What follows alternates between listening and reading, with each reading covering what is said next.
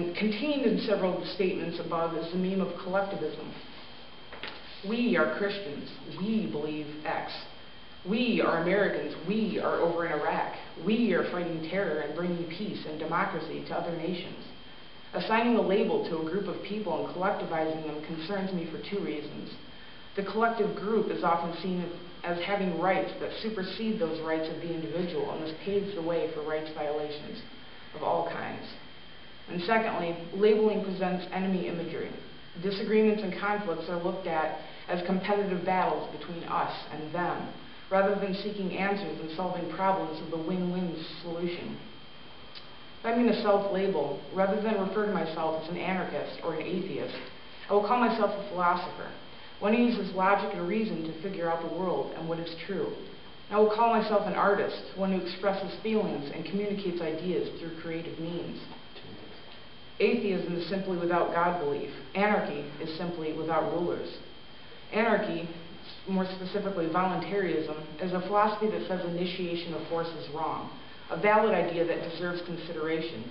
Voluntary interactions are life-serving and better meet people's needs for autonomy and peace.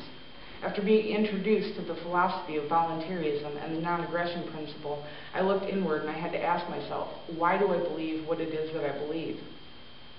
And because of my love for truth, I took the red pill of philosophy.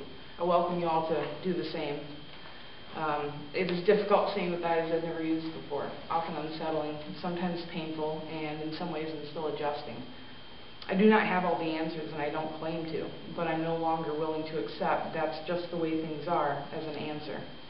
Like I said at the start, the ideas do not feel intuitive to us because the only thing we've known are the shadows on the cave wall. It is not easy to come out of the closet as an atheist, or even more so as an atheist and an anarchist. So don't. I won't. I'll be avoiding the collectivistic labels. Sam Harris spoke of labels as a trap used to keep criticism of religion at arm's length. This also applies to political ideas. Instead of naming ourselves in opposition to religion or statism, we should all advocate for intellectual honesty and reason, and I totally agree. He states, we live in a world where boundaries between nations mean less and less, and they will one day mean nothing. And my request to you all is to see yourself as an individual.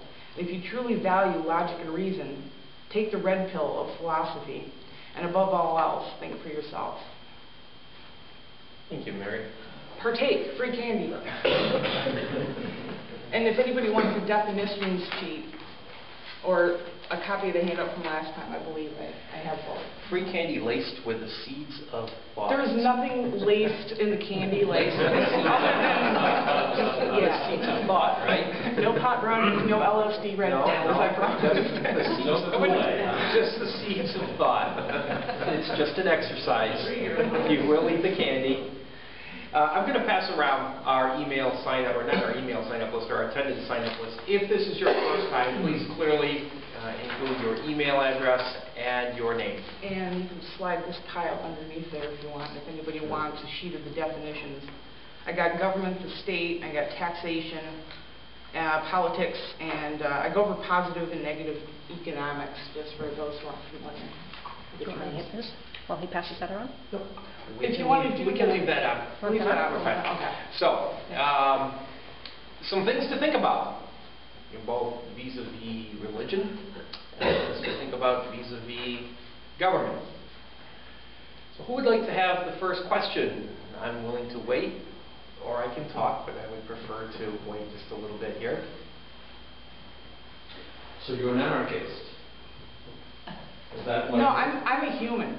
I'm a philosopher. You're the first one that I met in Grand Rapids, and so I'm like, wow. Yes, I do definitely consider myself, and there's different schools of thought with anarchy. There's anarcho-Christians, there's the anarcho-syndicalists, there's like 6 or 7 different kind of schools of thought. I would find I most identify with free market anarchism. So I'm into agorism, trading, bartering, voluntary interactions. We got to talk at some point. If you want to see, I have the other talk that I gave goes into like the individual and self-ownership, and it has to kind of start there as far as recognizing that you own yourself as property, and it's kind of, starting from first principles. You have to own yourself, and then, Yeah, I was raised within the matrix, through and through, but I've always had an anarchistic streak within me. And in fact, as I was talking to my esteemed friend Jeff, as much as I sometimes may go through the motions of the system, I've always wanted to find ways to, as I would say in German, fuck with it. We'll also edit that out. Well, I won't. I mean, if you want to pass it on. It's a joke. It was German, so it's okay. If it was French, we're going to have to edit it out. Wolfgang. I didn't identify Wolfgang, but this is Wolfgang that you're having an exchange with here. Franklin, you had your hand up for a moment there. I still have the problem with individual greed that does not volunteer. It simply collects all the resources for itself, and there's no, I don't know how you get over that if it is always a voluntary action. Well, you're talking about the... If you're talking about... You're talking about the individual as an abstract, and I think it helps to kind of bring it back to, like, you and I having this exchange. Anarchists do it, and socialists do it, and capitalists do it, and it's like, okay, there's always this thing that tears down the entire system because of the people who just hoard all the resources, and they use, a minimum of what they collect, but they just seem to be wanting, so I wonder how this thing actually works. Well, I think it seems to be kind of a common thing to, like, mistake what I'm presenting as, a system, and it's been referred to as, utopian and all these ideals, and how does it break down? Well, I mean, if we break it down to just you and I having this conversation, it kind of troubles me when you talk about the individual as the abstract and the other. I mean, think about yourself. Do you consider yourself, greedy and hoarding? And I mean, I don't. I mean, I think in general people are pretty nice. I mean, you ask for directions. And I'm also not going to support those people who do.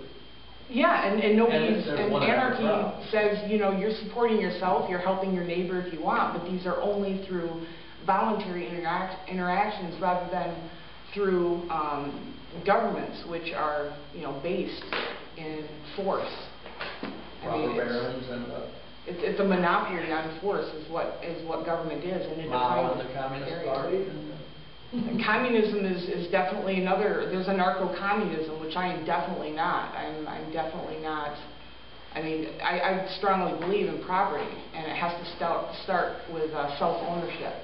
And if you own yourself and you take that ownership upon yourself to help your neighbor, then you're not going to have this, well, the government will take care of it. The government's got these welfare programs. I don't have to help my neighbor. They're getting the government benefits. I'm paying into the system.